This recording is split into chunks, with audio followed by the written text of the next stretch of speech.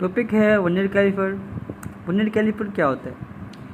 It is an instrument use to measure small lengths down to 1/10 of millimeters. It can be used to measure the thickness, diameter, width or depth of an object.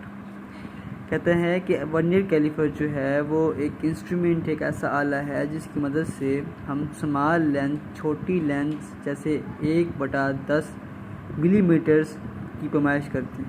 It can be use, इसको इस्तेमाल करते हैं major करने के लिए thickness, मोटाई को, diameter, width उसकी चौड़ाई, डेप्थ गहराई ऑफ एन ऑब्जेक्ट किसी भी जिस्म की।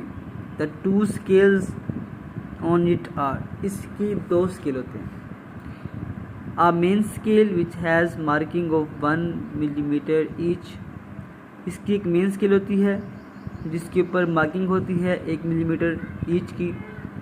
A vernier sliding scale of length 9 millimetre, एक वर्नियर स्केल होती है जिसकी लेंथ 9 मिलीमीटर होती है and it is divided into 10 equal parts, और उसको हम 10 इक्वल पार्ट्स में तकसीम करते हैं। Least count of vernier calliper is the difference between one main scale division MS and the vernier scale division VS।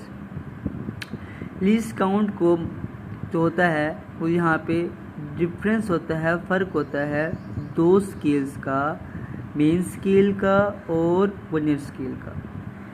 1 MS मतलब एक जो हमारे पास मेन स्केल डिवीजन होती है -1 एक vernier scale division, 1 millimetre -0.9 millimetre, 0.1 millimetre.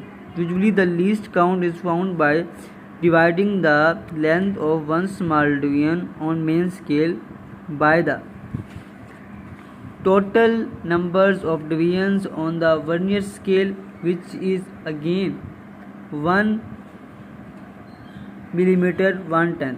जब हमने मालूम करना होता है किसी भी चीज़ का लीस्ट काउंट, तो हम क्या करते हैं, तो हम तकसीम कर देते हैं total number of division vernier scale की, which is again as 1 millimetre over 10।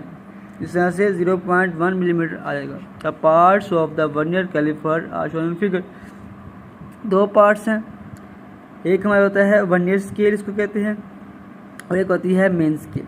Main scale पर 9 तक, ठीक है जी। और उसके बाद हमारे पास ये मेन स्केल है,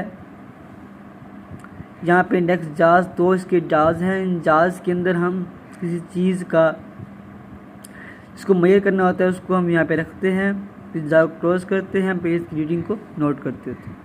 देयर आर 2 जाज A and B to measure the external diameter of an object, where jaws C and D are used to measure internal diameter. C और D जो हैं वो इनसाइड जाज हैं बड़े, और जो A और B हैं वो आउटसाइड हैं बड़े। जो A और B है उसको हम मेजर करते हैं एक्सटर्नल डायमीटर के लिए, और C एंड D है उसको इस्तेमाल करते हैं इंटरनल डायमेंशंस के लिए। A narrow strip that projected from behind the main scale known as tail or depth, इसको हम कहते हैं tail. Gauge is used to measure the depth of the hollow object. इसको इस्तेमाल करते हैं ताकि हम किसी भी होल की थोड़े गहरे चीज़ की लंबाई को मालूम करने के लिए इसको इस्तेमाल करते हैं टेल।